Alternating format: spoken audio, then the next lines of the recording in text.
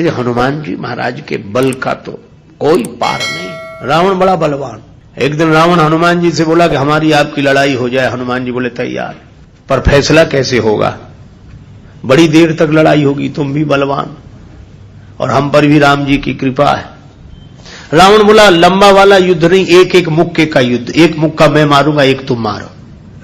हनुमान जी ने कहा हम तैयार है। रावण पहले मुक्का तुम ही मारो। रावण बोला मैं क्यों, तुम क्यों नहीं? हनुमान जी बोले इसलिए कहीं हमने पहले मुक्का मार दिया तो पता नहीं तुम्हारी बारी आती भी है कि नहीं, तुम्हारी मन की मन में ही रह जाएगी, इसलिए पहले तुम ही। रावण ने पूरी शक्ति से मुक्के का प्रहार किया, पर तुलसीदास जी कहते हैं जान टेक कपि भूमि न गिरा।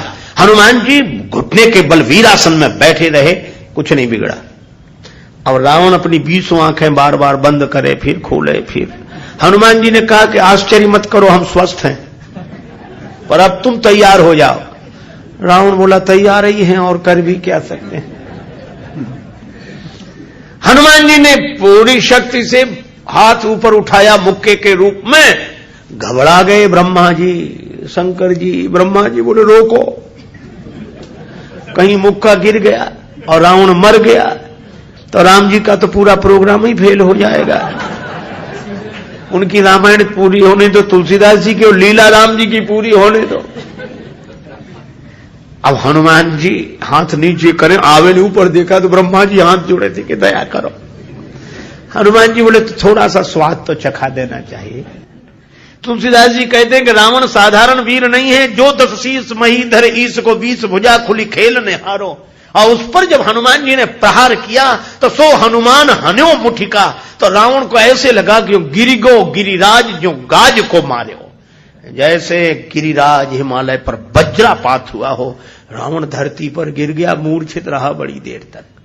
बड़ी देर में आंख खुली तो बोला बड़े बलवान हो। हनुमान जी बोले बल तो इन्होंने देखने नहीं दिया, ब्रह्मा जी और शंकर जी ने। बल तो तब होता जब तुम बताने के लिए बचते ही नहीं। गोस्वामी जी लिखते हैं कपिबल विपुल सराहन लागा। हनुमान जी के बल की सराहना रावण करता है और किसी की नहीं करता। तुलसीदास जी उसी बात को कहते हैं रामदूत अतुलित बलधामा। परिचय रामदूत के रूप में और महिमा अतुलित बलधाम के रूप में। जब से हनुमान जी की पूंछ के द्वारा रावण की लंका जल गई तो उसने हनुमान जी की पूंछ को अपनी मूंछ से जोड़ लिया कि इस बंदर की पूंछ ने तो हमारी मूंछ नीची कर दी। वो सोए जागे तो हनुमान जी की पूंछ दिखे उसे, आंख बंद करे तो पूंछ दिखे। परेशान हो गया। और रावण को हनुमान जी की पूंछ सहन नहीं हो रही थी। पूंछ माने प्रतिष्ठा। पर रावण ने सोचा कि इस बंदर को पकड़वाएं। 4 तरह की सेनाएं भेजी। हाथी पर सवार सैनिक, घुड़सवार, रथी और पैदल। और चारों सेनाओं ने हनुमान जी को चारों तरफ से घेरा।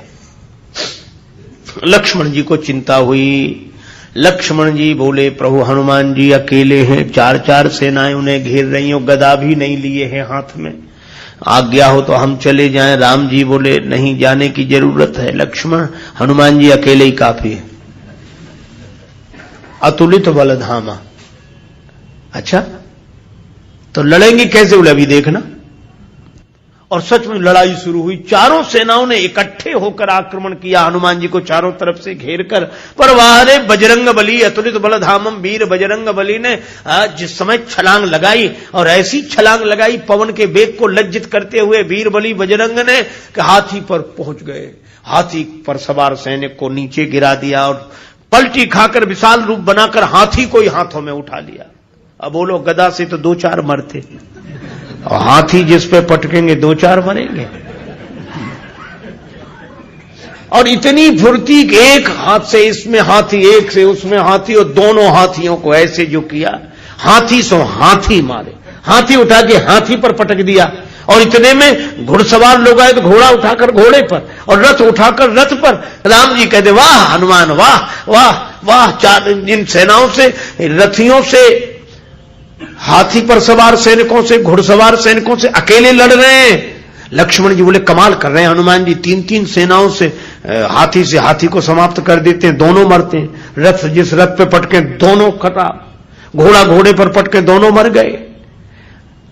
लक्ष्मण जी बोले कमाल कर रहे हैं हनुमान जी। तुलसीदास जी बोले अतुलित बलधाम है। राम जी बोले लक्ष्मण और एक बात तो देखो, ये तो आगे का कमाल है, पीछे तो देखो। पीछे क्या? बोले पीछे पूंछ अपना कमाल कर रही। जो चक्कर में पड़ा, लपेटा, पटका, साफ किया, फिर दूसरे के लिए तैयार। और पूंछ की लंबाई निश्चित हो तो आदमी सोचे कि इस एरिया मत जाना, खतरा है, पर ये पूंछ बढ़ भी जाए और घट भी जाए।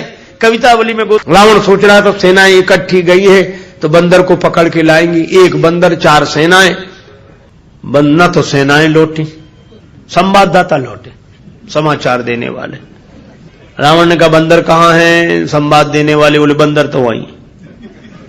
सेनाएं कहां? बोले साफ मर गई सेनाएं। हां, क्यों? कहा कि महाराज उस बंदर के सामने टिकना मुश्किल है, जो सामने गए टिके ही नहीं, जाते ही साफ हो गए।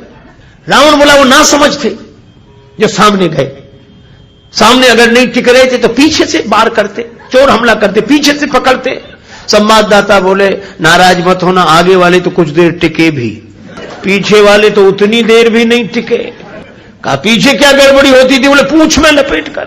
रावण बोला चुप, फिर वही पूंछ, मेरे सामने पूंछ का नाम मत लो। संवाददाता बोले नहीं ले रहे। रावण ने सोचा कि इस बार हम भेजेंगे, अमर सेना भेजेंगे। कवितावली में वर्णन है मरने वाली सेना नहीं, अमर सेना, मरेगी नहीं। राम जी के दल में गुप्तचरों से समाचार पहुंचा कि अमर सेना आ रही है। विभीषण जी बड़े चिंतित हुए, राम जी चिंतित हुए, अमर हैं तो मरेंगे नहीं। और राम जी बोले हमारी प्रतिज्ञा कैसे पूरी होगी? निश्चरहीन करऊं मही, और ये है अमर। हनुमान जी को पता लगा। हनुमान जी बोले प्रभु चिंता मत करो, दास को आज्ञा दो, कल एक नहीं बचेगा। तो बोले अमर हैं, उन्हें मारोगे कैसे? वे अमर हैं। हनुमान जी बोले हम भी अमर हैं। राम जी बोले उन्हें ब्रह्मा जी ने वरदान दिया है कि तुम अमर रहो। हनुमान जी बोले हमें हमारी जानकी माता ने कहा अजर अमर गुण निधि सुत हो। जानकी माता का आशीर्वाद है, हम भी अमर है। लक्ष्मण जी बोले प्रभु इन्हीं को भेजो, ये अमर अमर की लड़ाई ठीक रहेगी। दूसरी दिन आई अमर सेना, हनुमान जी लड़े ही नहीं उनसे। सामने गए, किसी ने हनुमान जी से कहा लड़ते क्यों नहीं, अमर सैनिक सामने खड़े। हनुमान जी बोले पहले से पता है कि इन्हें मरना नहीं है, तो जिन्हें मरना ही नहीं है उनसे लड़ने से क्या फायदा, तो कुछ तो करो। हाँ कुछ करते। और हनुमान जी ने क्या किया? कवितावली में वर्णन है। हनुमान जी के दाव में पड़े, हनुमान जी ने बड़ी लंबी पूंछ बढ़ाई पूंछ और सबको इकट्ठे ही लपेटा, लूम लपेट, और पूंछ में लपेट कर आकाश निहारी के अमर थे, बड़े घबरा गए। मरने वाले से जो नहीं मरते उन्हें ज्यादा चिंता होती। मरने वाला तो ये सोचकर निश्चिंत हो जाता कि ज्यादा से ज्यादा मरेंगे और क्या होगा, पर ये अमर थे, ये सोच रहे थे मरेंगे नहीं, पता नहीं कहां जा रहे हैं और कितने ऊपर से गिरेंगे, मरेंगे नहीं, इसलिए ज्यादा चिंता है। और हनुमान जी अतुलित तो बलधामा में ऐसी शक्ति से फेंका, चिंता से उनके शरीर सूख गए। क्यों? बोले चल आकाश में उड़ते ही जा रहे हैं कि ये तो और ऊपर उड़ रहे हैं और ऊपर जा रहे हैं। और हनुमान जी ने इतने ऊपर फेंक दिए कि पृथ्वी की गुरुत्वाकर्षण सीमा रेखा को पार कर गए। पृथ्वी उन्हें नीचे खींच ही नहीं सकती थी, धरती पर लौट कर आए नहीं। हनुमान जी बोले अब तुम खूब अमर बने रहो, आकाश में ही तो मंडरा रहे, धरती पर तो एक भी नहीं हो। राम जी की प्रतिज्ञा पूरी हो गई, निश्चरहीन करऊं मही। रावण आज बड़ा प्रसन्न था कि अमर सेना गई है, तब तो वानर को पकड़कर लौटेगी ही। फिर संवाददाता आए। रावण ने पूछा बंदर कहां है? संवाददाता बोले बंदर तो वहीं है। सेना? संवाददाता बोले ये कैसे कह दें कि मर गई, अमर थी तो मर तो नहीं गई पर गई, हमने जाते देखी, लौटकर आते नहीं देखी। तो कहा इतनी बड़ी सेना को आकाश में कैसे फेंक दिया? बोले फिर नाराज हो गया, पूंछ में लपेट कर। रावण बोला तुम लोग दूर चले जाओ, मैं सुनना नहीं चाहता पूंछ के बारे में कुछ। ठीक है ना सुन। रावण अकेले में सोचने लगा कि मैं भी तो जरा देखूं, यह काम अपने हाथ में लेता हूं, किसी को सौंपने से बात नहीं बनेगी। हनुमान जी रण प्रांगण में बैठे थे, रावण चुपके से गया पीछे से दबे पांव और उनकी पूंछ पकड़ी, 20 भुजाओं की ताकत लगाई कि पूंछ उखाड़ ही डालो। हनुमान जी लड़े नहीं। किसी ने कहा लड़ते क्यों नहीं? बोले सामने आता तो लड़ते, जो पीछे उससे क्या लड़े। तो कहा कुछ तो करो। रावण सोच रहा था कि हनुमान जी अब मुड़ेंगे और हमसे भिड़ेंगे, पर हनुमान जी न भिड़े न मुड़े, उड़े। ये तो उसको कल्पना नहीं थी कि ऐसा भी हो सकता है। उड़े उड़े बजरंग बली, और ऐसे उड़े। रावण पूंछ पकड़े था, जल्दी जल्दी में छोड़ नहीं सका। कल्पना होती तो छोड़ देता। और रावण पूंछ पकड़े था, हनुमान जी उड़े तो रावण भी लटक गया। पहले पूंछ छोड़ नहीं रहा था, अब छोड़ सकता नहीं था, अब तो पूंछ ही आधार था। हनुमान जी उड़ते ही जाए, उड़ते ही जाए। अब रावण ही कह रहा था कि हे शंकर भगवान, ये पूंछ कहीं टूट न जावे या हमारे हाथ से छूट न जावे। नहीं, हम तो कहीं के नहीं रहे, न धरती के न आसमान के। तुलसीदास जी बोले, रावण जिनके चरण पकड़ने चाहिए उन संतों की प्रतिष्ठा की पूंछ उखाड़ने की कोशिश करोगे तो कहीं के नहीं रहोगे, न धरती के न आसमान के। और हनुमान जी का कुछ नहीं बिगड़ा, आज तक कुछ नहीं बिगड़ा। इसीलिए हनुमान जी महाराज के बारे में तुलसीदास जी कहते हैं कि अभिमान शून्य है, उनका अपना अभिमान नहीं है।